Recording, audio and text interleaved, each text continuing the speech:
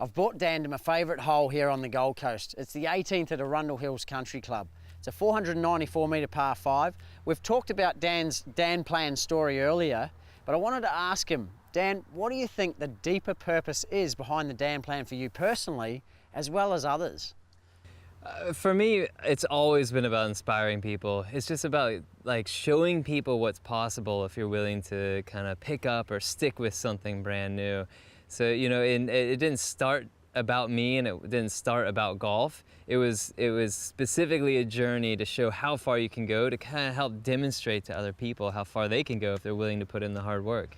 Very nice. Well, beautiful looking Give it a hole. crack. Give it a nudge.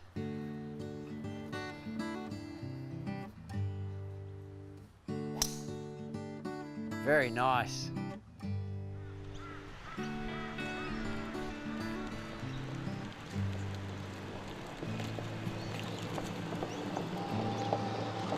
Nice shot just short of the water here. Close. How do you overcome on a daily basis distractions like fear, doubt, and obviously bad rounds, bad practice sessions and that? You know, at the very beginning, years ago now, I would have bad rounds, bad days, just fears, anxiety, and I would let it get to me. But then I realized that everything's just kind of cyclical. You know, the bad times come, the good times come, and you're gonna have bad days, you're gonna have good days. So with the bad, you just kind of have to ride it out, and you know that the good's just right on the horizon. So if something major happens, like say you start to run out of money, or you think, how am I going to pay for that tournament or whatever, how do you cope with that?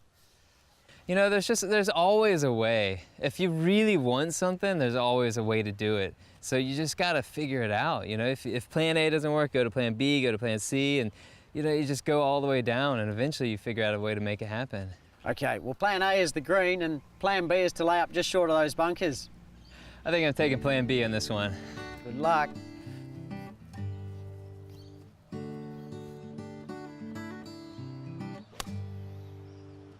Great choice. Nice layup. What's the end goal with the Dan Plan? Play on the PGA Tour. Do you think you'll make it? Oh yeah, definitely. And what do you think it's going to lead to for you, whether you make it or not? You know, a lot of people ask that, and they ask what's next and, you know, what I want to do after this, or if I'm going to play on the tour. And for me, it's just so far out of my mind. I mean, I've visualized myself playing on tour and making the cut and playing on the weekend, but I don't really think that much about what's going to happen 4 years from now. You know, like I kind of have more laser focus. I think about today and think about this shot that we have right here. I don't really think about, you know, years from now. Well, speaking of this shot, how about you put it within 3 foot? Let's do it.